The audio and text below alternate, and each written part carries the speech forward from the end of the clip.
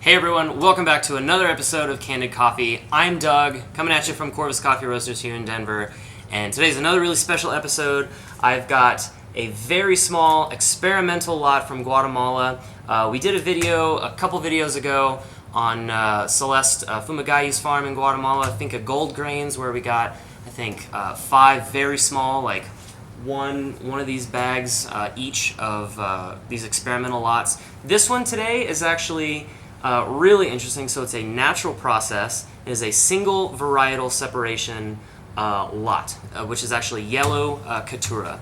Now, Caturra, again, is a variety, just like within apples, it would be, the species is apple, but you get Granny Smith, Fuji, Red Delicious, etc. Caturra is just one of those sub-varieties of Arabica, which is the species of coffee, and it's yellow, which means that it stores not only pigments but other nutrients and sugars and things differently in its skin.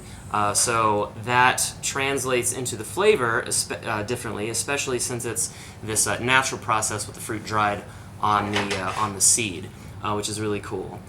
This is literally the first time I'm tasting this coffee that I just brewed a couple minutes ago. So this is exciting for me as well.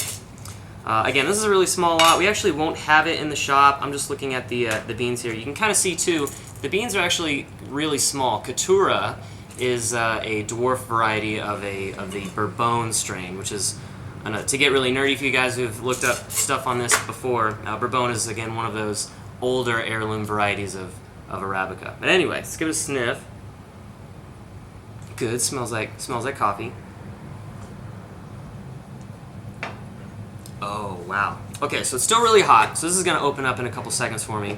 But again, if you've tasted 1,000 Guatemalan coffees, like a lot of us in the industry have, you sort of develop this overarching sort of flavor profile, and you might say, oh, Guatemalan coffees taste this way, either like chocolatey or more spicy. Again, this is going to be a huge exception to the rule with these different experimental processing techniques and separation of the varieties. There's usually a blend of different varieties in each even single origin coffee.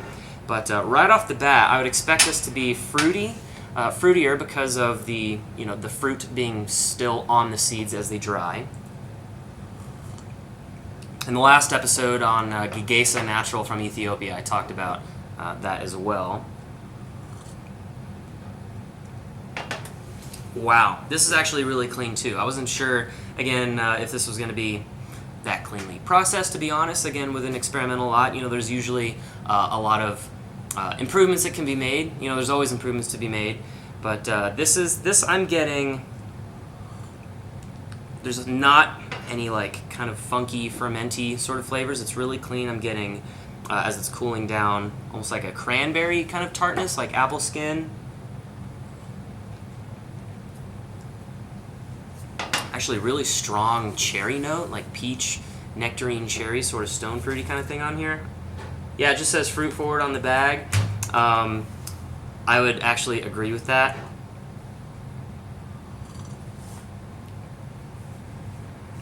Some nice almost hazelnut, kind of walnut sort of notes in there too. It's also very floral, getting sort of that honeysuckle kind of thing in there.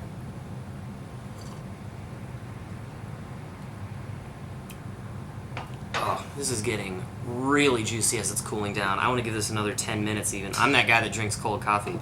But another 10 minutes or 5 minutes even, and this would just already starting to taste like